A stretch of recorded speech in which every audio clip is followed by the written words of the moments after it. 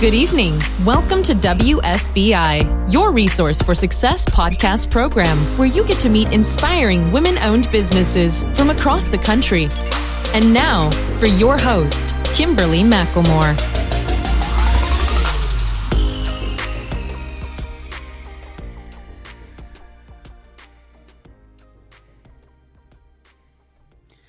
All right, good evening and welcome to WSBI, your Resource for Success podcast program, where you get to meet inspiring women-owned businesses from across the country. I am your host, Kimberly McLemore. Welcome to another night of sharing. With us we have Qiana Williams, CEO of Goddess Media NYC and host of Voice of the People Radio. Qiana is a fashion and entertainment professional, writer, and digital strategist. Her company, Goddess Media, specializes in PR amenities, digital campaigns, event production, and branding. Qiana is deeply rooted in advocacy and working with underprivileged youth. As a child abuse survivor, she understands how a child's inability to deal with the environment around them may result in reckless and even criminal behavior. Her goal is to inspire children and empower young women to understand their value and self-worth, the importance of pursuing their dreams, and how to work against the odds that have been cast against them. So without further ado, let's welcome to my platform, Miss Qiana Williams. Hello, Qiana. Hi, Kimberly. Thank you for having me. It is such a great pleasure to be here tonight. Well, I'm excited. I just been thinking about this for a while now, and we have so much to talk about and so much to share this evening with our listening audience. But before we do that, just tell the listeners just a little bit more about yourself besides what I have read to them, and tell us what you got going on in your world. Okay, well, my name is Qiana Williams. As you said, I am the owner of Goddess Media and the founder of host of VPR Radio, which is Voice of the People Radio. We are an online broadcast and podcast that happens now every Thursday from 11 a.m. to 1 p.m. Eastern Standard Time. Our platform is really focused on bringing light to independent artists and small businesses, those that are really setting up to make a difference. And that's really how I try my best to live my life, is to be impactful in a positive way in any capacity that I can, toward as many people as I can in my lifetime. So Goddess Media, my company, is really a PR and media-focused corporation, from digital campaigns to an actual press run or an event like the one that we're doing together. Kim, basically anything that's needed for branding and marketing, I provide those services. All right. Yes. And we will be talking more about that event later on in the show, because I really want to just focus on you right now. So, tell the listeners what got you inspired to doing what you're doing. How did you get started into the media side of it, as far as with your business, and then, of course, getting into the VPR radio side? Okay. Well, I got started some years ago, and it was really a shift according to the economy and how everything was really crumbling. I had a pretty executive position in the corporate world in fashion, and I was really making my way up the ranks pretty quickly. Unfortunately, once the fashion industry and many other industries around it crumbled, a lot of us suffered a kick in the pants. So, taking a hit as I did financially with the salary and everything, I really started trying to figure out what I wanted to do that I was passionate about. Because as much as I love fashion, I was working in fashion, but I wasn't working in the capacity that I wanted. I was doing quality control, product development. All of that stuff is great. It works your brain. But I could not get invited to a fashion show to save my life, which is hilarious, because now every single fashion week, in fact, I just finished setting up my calendar for a bunch of shows that I'm going to. So once I made this shift that was kind of forced, but I figured out, what I wanted to do, I got back into journalism, which was interesting because it was the first thing that I was pursuing before fashion. And doors really just started flying open. And that led me to understanding that I was on the right path, that I was in the right industry, which was a cross between like fashion, entertainment, music, and things have just been spiraling in a good way ever since. Wow. But what amazes me is how we all have to kind of go through something in order to realize who we are, right? And even though you and many other people definitely went through the process of, a lot of people lost their jobs when we had the downfall and the crash, within the system and the government, outside the government, everything was happening at the same time. But what I think amazes me about people is that we generally know how to bounce back. But a lot of times we walk away from what we're good at, what we know we're good at, what we're doing. We have to find that passion again. And that's what you did in order to survive. And the thing that I love about people like you is that you didn't walk back into the corporate arena. You decided, enough was enough. Right. I mean, not to say, the temptation has not come my way. And I've definitely had, adversity. When you're an entrepreneur, a lot of people don't even understand what that means, especially coming from where I came from. They're like, well, why don't you, what? You don't have a regular job? You're an entrepreneur? Sometimes people don't look at it as if it's something real. But that's according to how you treat your business. If your business is really a business, you have it set up accordingly, and you're disciplined and you work as a business and a corporation. Eventually, those people are going to respect it. So yeah, it's definitely been a challenge, to say the least, because coming from that corporate structure, it does make you want to go back in. But you also realize that even with the security and everything that's there, it takes away from your passion, writing music, being creative, helping others to build their brand and helping others to shine. I wasn't able to do that. I was sitting in an office just typing to all my friends in China and across Asia and telling them what they could ship and what they couldn't ship and how to fix it they had problems with. And essentially, that's not where I was supposed to be, and that's why I'm not there now. So it's a blessing. It's definitely a huge challenge every single day, but it's a blessing for sure.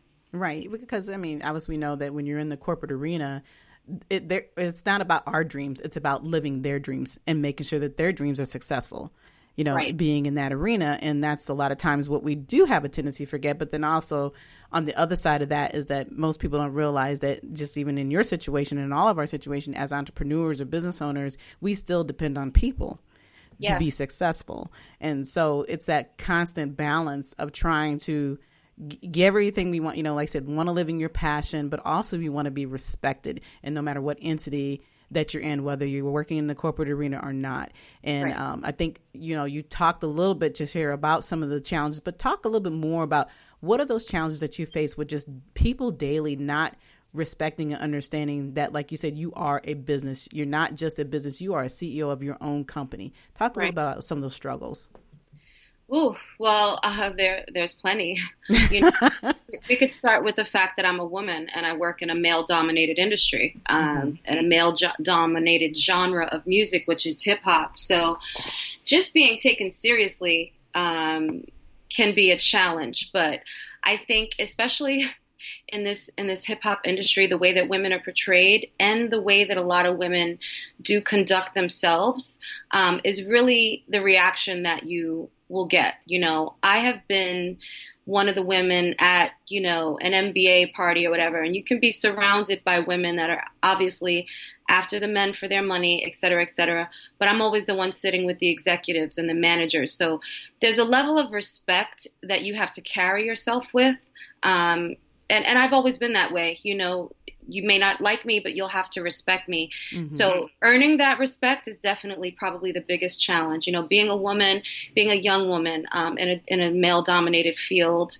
And sometimes it's frustrating when you feel like you want to be able to say something, but it probably would not leave a good impression. So even, when someone tries to come for you, or if someone is trying to question your authority, you have to kind of stop and step back, because now I'm a brand. Everything I say is recorded and can be monitored for further use.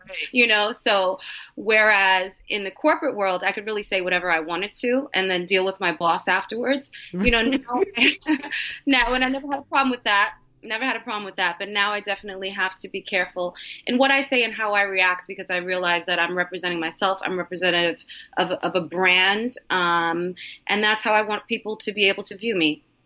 Exactly. And like you said, everything, as women, we feel we're already, playing against the grain, as I say sometimes, you know, where, like I said, we always had to prove ourselves. But when you're in a male-dominant arena, it's even double that. And then just, you know, other people in general not truly understanding or, like I said, taking you serious as a business owner. You know, even the field that I'm in the corporate arena, I am one of the only females that runs a full engineering staff and team. And it's that constant balance of, you know, take me seriously, you know, and, you know, once people get past their silliness of how you look or, oh, you are intelligent, then, you know, they can look at the other side of you. You know, like I said, this is all about business. And so I definitely understand. And then, of course, being on the other side as an author and you know, owning own businesses, I think the biggest challenges that I see is just in general that people want things for nothing. You know, they don't understand that you are still making a living. This is beyond just, hey, I have a business and you think that I'm just supposed to give it to you for free because what? Because you think I owe you that? You know, so. Yeah, I mean, that's probably the biggest, but that's why for the most part, I stay away from working with like personal clientele because there's usually some sort of ulterior motive. Like you said, people do want something for nothing. And, you know, you're not going to go into a grocery store and try to haggle your way into your cart full of groceries. You know, you're going to pay full price. You're going to do it happily because you know that you need it. And I know that as a brand, you've been approached the same way where people are like, what kind of discount I get? Or, you know, can we barter? And there is a point of bartering services that is essential in any business, any genre that you're working in, because your network is your net worth. So there may be times where you barter services off with someone else, but that's not going to be the case more often than not because, you know, I have children to feed, I have a household to run. So yes, we definitely need to be taken seriously as business women, not just, you know, women in business. Business, exactly. Keyword. I love that. Love that. So let's kind of go backwards a little bit. I want to talk a little bit about your childhood. You are a child abuse survivor. You know, we have a heart together here where we you know, when we first met, and most people don't know, we've known each other for a little over a year. And me and you immediately connected. And we didn't know a whole lot of each other at the point because I was introduced to you through another entity. So, you know, but I had the opportunity to be on your show, which I thought was fabulous and fun. And I could not wait to get the opportunity to work with you again. But the thing that stood out the most that we talked about in the short period of time that we met was the fact that we talked about abuse. You know, for most people don't know, and those who do know that I, as they call me, is a domestic abuse survivor, and you are a child abuse survivor. Talk about some of your experiences and how it's affected you then, but how you have changed the things that are going on in your life and what you've changed and what you are dealing with young children today to help them work through some of their situations in life. Well, definitely my childhood was a very difficult one. You know, it's interesting because my children are so in tune with me. Like today, my 8-year-old said to me, because she asked me a lot about my childhood, she said, I'm so happy that you're the mom that you are. You know, she said, because you could have been really mean. And I was like, you know what? You're right. I could have been really mean. It's unfortunate when we grow up in circumstances that are, you know, adverse for us because we can't control them. And for me, I think seeing a lot of my mother's behaviors and seeing her hostility and her violence, even though I was encompassed in that, you know, I had a lot of fights growing up. I was surrounded by violence in a lot of ways, but that was not something that I was drawn to. It was just kind of like, okay, if violence is the way we have to settle it, then so be it. But I think I've always had like such a soft heart and such a soul for like the underdogs and the people that are misrepresented or misunderstood. So as I got older, I became a mother, started having children of my own. Obviously, all of my childhood affected me and my parenting because it was essential for me not to repeat those same mistakes. It was essential for me to get to know my children and understand them as human beings and not just as my children, you know, do as I say, not as I do. And I think especially in the environment and the society that we are living in now, it is so important to get through to these children because we're seeing so much hostility, so much violence and anger. And a lot of it is the trickle down effect from experiences like what I experienced I see it every day. I'm in New York City. You're in all types of environments. One type of environment melds right into the next. And the way that some people speak to their children and treat their children is just, it's horrifying, and I was one of those children, and it breaks my heart every time I see it. But I know that those children that are being broken down, they can become the next victim. They can become the next victimizer, the next abuser. They can become the next person that's in jail or the next person that's dead because they're making those bad decisions, becoming a product of their environment. So for me, as much as I can, whether it's going into a school, I used to do some volunteer work with ACS until they changed hands with their administration. But I try to get to kids as often as I possible, especially young girls, to teach them self-value and self-worth. I know that was something that was completely missing in my childhood. It's something I still struggle with now. But it's such an important factor raising young women and raising young men that they understand their self-worth and their self-esteem. So I would say that that's probably the biggest positive change that I've been experiencing after everything that I went through as a child. Because to be honest, it actually continued into adulthood. I've always had a very, very crazy, estranged, volatile type of situation with my mother. And no matter how much I tried to build that relationship, I came to the realization a few years ago that it was impossible. There was something hidden down in her that has not been resolved, and that she just can't get past. And I think it just makes me look at myself that much more clearly and make sure I have that self-reflection, because when you don't heal from those traumas that you have experienced as a child, it does become very difficult. It becomes very difficult just to make it. To be honest with you, you can always be questioning yourself, always wondering what people are thinking of you. There were a lot of stigmas and stuff that were thrown around in my house. And then on top of all of that, my mother was like a studying Jehovah's Witness. So we had very strong and strict religious rules that were enforced in the house as well. So it was a lot. And it becomes a lot to really be able to break away from and live freely and be able to teach the people around you to appreciate who you are and love yourself first above all else, because those things that you can't control and those people that you can't control will always be there. However, what you can control is what you allow around you and how you feel about yourself and what you put out into the universe. Good, exactly. Bad. Yeah.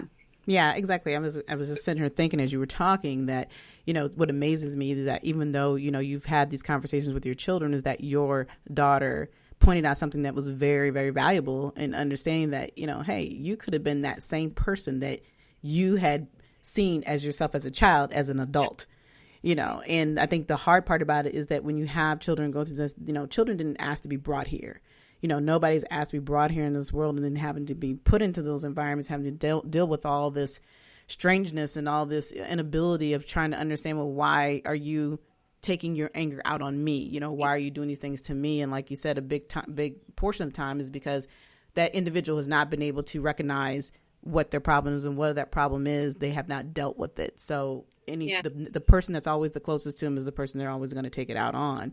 And that's with anybody, whether it's you're in a job, whether it's your boyfriend or husband or a friend, usually it's the people that you love or the ones that you care about, the ones that usually are abused the most. So, I definitely applaud you for recognizing the fact that you could not control that situation, and that your life and your dreams and pursuing who you wanted to be was much more valuable. And like I said, you had to know your self-worth. And I'm sure that you definitely have your days, because we all want to be close to the people that we love, and then not being able to handle that, and figure out how can I communicate with this individual when they really don't want to be, communicate with me in return. So I definitely wanted to touch on that, because I know that you're an advocacy for underprivileged youth, and, and a big part of this is because of your background and the things that you have dealt with. Absolutely. So I just kind of dive back into the business world. So let's talk a little bit more about VPR radio. It like I say, you talked a little bit earlier about the fact that you like to deal with those underdogs. So talk a little bit more about your program. And I know you're coming back on air soon, so let's get into that a little bit. Absolutely. So I'm super excited. I want to just take the time and shout out DJ FMI because he is the best partner that I could have asked for in this venture. I've been doing radio for a few years, but this is the first show that I ventured out and really started on my own. And I approached DJ FMI, and we have been rocking out ever since. So our platform, we only play independent music. So we have a lot of independent artists that send their music through. And that's really where my background in music is anyway, because some years ago I was putting on a lot of live productions for independent artists. And I really became close with various artists from around the country and even outside of the country, outside of the United States. So we have a very wide net of extremely, extremely talented individuals. And I think it's so imperative for us to use our platform to highlight them, because if you look at commercial radio, you hear the same thing over and over and over again. Mm-hmm. So whether you want to hear it or not, these are the artists that they're shoving down your throat. And I'm also about the messaging. A lot of our messaging that's being centered specifically toward our people is not so positive. So, and that's not the stuff that gets accepted commercially. So I'm like, hey, we'll take it. If it's good music, it's got a great message behind it. You're talented. You're doing something for the community. We want to hear from you. So we have, I can't even tell you how many songs. We have artists that send us hundreds and hundreds and hundreds of submissions every single month to get played on air. But we really do offer them that platform. And then we interview people like yourself, authors, doctors of the sciences. We've had lawyers. We've had various people in marketing and small businesses, chefs. You name it. If you are doing something great, you're making a difference, you're an entrepreneur, you're a brand, especially, a small local business. For VPR Radio, it is essential for us to build from within. And that's what we have really been establishing ourselves as, is a community-based program that is really structured to help those that are looking to be on a platform to expand their brand or their music, and will work with us the same way. Like you said, sometimes people want, something for nothing. So if we're promoting your music, we expect for you to promote our show. Sometimes I have artists that'll be like, "Oh, I sent you a song. Can you tell me if you got it? And then can you video it and tag me?" And I'm like, "What? I don't even know who you are." You know what I'm saying? I have 35 songs right now that I'm waiting through. So if you want to get that type of information back, promote our show, watch the show first of all, because you'll be able to hear your music for yourself, and then maybe we could work together on some like co-branding or promotion. But yeah, we definitely do get artists sometimes that get a little bit ahead of themselves. But I would say for the most part, people are very happy with the platform that we're offering, especially since it's independent, because a lot of independent artists don't necessarily get the opportunity to get their music on radio. Right. And we've just had so many great interviews. And we stay up 3-4 months in advance. So it's a true blessing. I feel like we are definitely living in our light, and we're where we need to be. And we started we're going to be on a new day. September 12th is our first date back. That's a Thursday. We'll be live 11 a.m. to 1 p.m. So we're going to be more, really in the mix, not just on that primetime outlet, which I think is great because people can listen, in the car and everything. And it's really just help us to expand. I'm super excited. And shout out to Radio Free Brooklyn. That's our new platform. All right. That is awesome. Yeah, I'm definitely looking forward to hearing more about that on VPR Radio and listening in, because I do chime in on occasion. So yeah, you guys are absolutely doing your thing. So exciting. And yes, DJ FMI, you are absolutely amazing. And thank you for sharing on this platform, my show, about you coming up. So that was really nice of him to do that. I appreciate that. So yeah, so now let's talk a little bit more about some of the items that you have coming up. What do you got coming up? I know we'll talk about ours, but do you have anything else coming up? I do. So actually tomorrow night I have a screening that's happening with a very good dear friend of mine who's also an actress and director. Her name is Alicia Joy Powell, and we will be doing a screening of a short film called Love in the Shadows, as well as episode 5 of Orange and the New Black, which she co-stars in as a probation officer. So I'm excited. We've completely sold out of that event, so there's no more space available. And we're thinking that we may even double that capacity, so it's likely we might have to do the showing twice. But it's exciting. I'm definitely excited about that event. I do have some social media business events that are going to be coming up, probably either around the date we're doing our show or sometime shortly after. But other than that, I'm doing this business course right now through Goldman Sachs called 10,000 Women. So that has been a shout out to Goldman Sachs. That has been so great for helping me to get my business to the next level. Like we were talking about, there's a difference between a woman in business and a businesswoman. When you're a businesswoman, you constantly educate yourself to make sure you're at the top of your game. So, that's where I am right now, making sure that I'm at the best and the top, so that I can educate accordingly and keep educating myself and becoming educated. And we have more events and whatnot coming up. And I'm working hard out here, Kim. I know you are. I see you. I definitely see you. But that's the exciting part about, like I said, entrepreneurship is that, you have to have that get up and go every day. There is no, I'm going to stay in, because people kind of, when you're in the corporate world, we get dependent on a paycheck. We know we can, right? But even in that world, there is no guarantee. So, being out here, you have to be on your game 24/7. So you are doing a fabulous job to keep it up. You're doing your thing. I'm excited for you. So let's talk a couple seconds here about our amazing book signing, author book signing and networking event called the Sip and Sign. It's going to be in Manhattan, New York. I'm ecstatic because we talked about a year ago. Yeah. Ooh, we got to get together. We did. And you wanted to do a book signing, and we kind of battered it around back and forth. So we're finally making it come to fruition. Mm-hmm. I'm super excited. So you guys, that's on September 28th. You can get your tickets. They're $20 online. They will be more at the door. So it is authorsipandsign.eventbrite.com. You can go and get your tickets. We're going to have 4 featured authors, right, Kim? Yes. Yeah. 4 featured authors. You can sell your books. You can do book signings. We'll be asking questions. There'll be some networking. So I would say anyone that is looking to get into the publishing industry, if you're writing a book, if you're thinking about writing a book, if you like to read, if you like to write, if you like to network, you like small businesses, or you just love great energy, I would say to come through to our event on September 28th, because it's going to be incredible. It really is. It is. And we have all of our authors, our best-selling authors, some of them 2-time best-selling authors. So we have Becky Baldwin, who's a best-selling author. She will be there.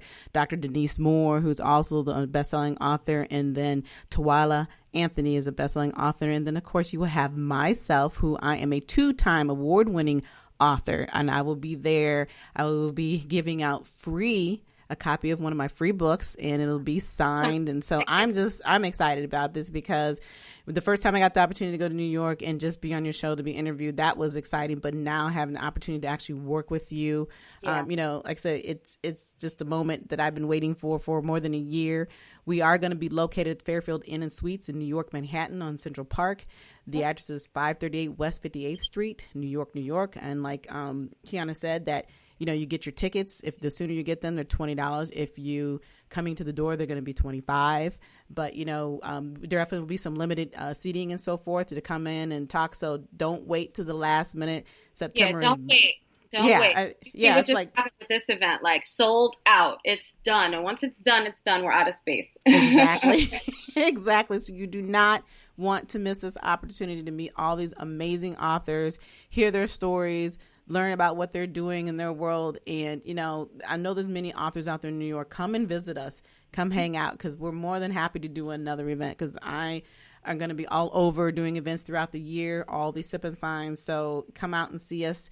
Don't waste that day. And we're going to have free hors d'oeuvres available as well. And, come and just have a drink with us and come hang out and learn some things. We're excited about it. So it's our first event together. And like I said, it's coming up on Saturday, September 28th, and it's going to be from 5 to 8. Yes. Yes. So can't wait to have that opportunity to see you again, of course. Me too. So, I'm excited. yeah, I'm excited. So, all right. So why don't you tell the listeners, though, where they can get a hold of you if they're interested in being a guest on your show, or like you said, if they have on the VPR radio side, there's information they need to send to you. How can they get a hold of you? Absolutely. So if you are an artist, or you are considering or you'd like us to consider interviewing you for VPR Radio, you can send us an email at vpr.radio@gmail.com. Do bear in mind that we are booked up 3 to 4 months in advance. So if we do agree, we're probably going to be giving you a date that's 3 to 4 months away. And it's not shady. It's just we get a lot of bookings, and we're very blessed with that. So that's for VPR Radio, and you can also follow us at VPR_radio. That's across all platforms. And for myself, you can follow me at Qiana the Goddess, QianaTheGoddess, or you can find me at Goddess Media NYC, again on all social media platforms. All right. Well, I want to say thank you so much for coming on the show this evening. Do you have any last words for the listeners? Well, I just want to thank you, Kim. I mean, I think that you are a phenomenal woman, and you are such a positive individual. And it's been a real honor to not just meet you, but, interview on your show, be able to interview you and get to know so much about you. And I'm very, very excited about our event on 9/28. So you guys make sure you go and get your tickets. Oh, thank you so much. You're very kind, sweetheart. And again, it's been a pleasure. I'm so excited about us meeting up here in a few weeks.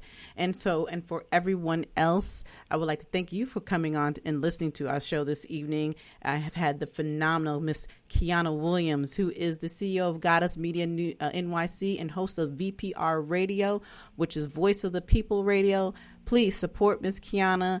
And so continue to support us here at WSBI, because we have many more new guests coming. We're here every Thursday evening at 7 p.m. You can find us on iHeartRadio. You can hear us on Spotify. We're on LinkedIn. We're on Twitter, YouTube. I mean, you name it.